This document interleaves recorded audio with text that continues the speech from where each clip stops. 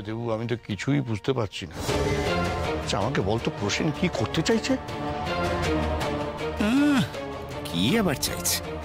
প্রসেন এই বিয়েটা ভেস্তে দেবার ছুতো খুঁজছে, এছাড়া আবার কি হবে? এই জঘন্য খাবার আমি খেতে পারবো না, আমি ঘরে চললাম। এই প্রসেন, চুপ করে দাঁড়া এখানে। ও যাবে না তো কি করবে? খেতে বসে যদি খাবারটাই খেতে না পারে তাহলে তো চলেই যাবে, সেটাই তো স্বাভাবিক।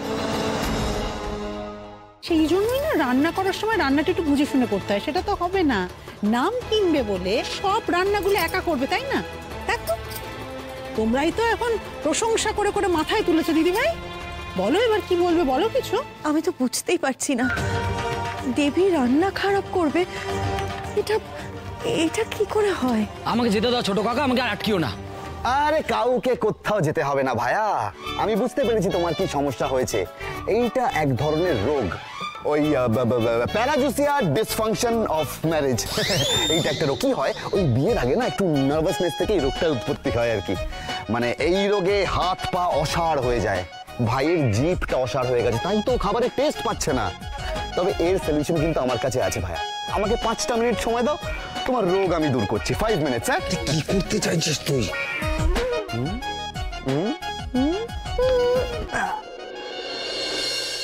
আমার জন্যই হলো এমনটা, আমাকে আরো যত্ন নিয়ে রান্না করতে হতো আজ। এটা কি করলাম আমি?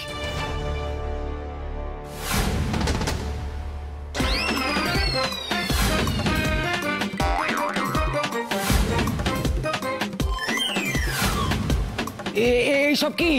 ইঞ্জেকশন আমি নেবো না। কি হয়েছে সব?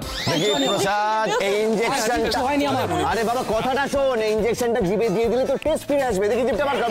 এই গাবুদা, এই গাবুদা, এই খারাপ হয়ে যাচ্ছে। এটা দিলে তুই খারাপ। আরে দাঁড়া, কি তো সামনে কি এর মনে ওর জিভটা বার করতে হবে, জিভে ইনজেকশন দিলে টেস্টটা ফিরে আসবে। ইয়েস, বার করো।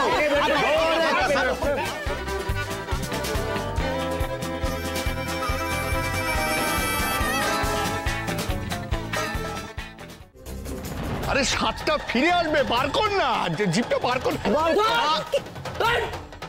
কি? আরে তোমরা বুঝতে পারোনি, আমি তো এই আইবুড়ো ভাতের দিন একটু মজা করছিলাম। হ্যাঁ,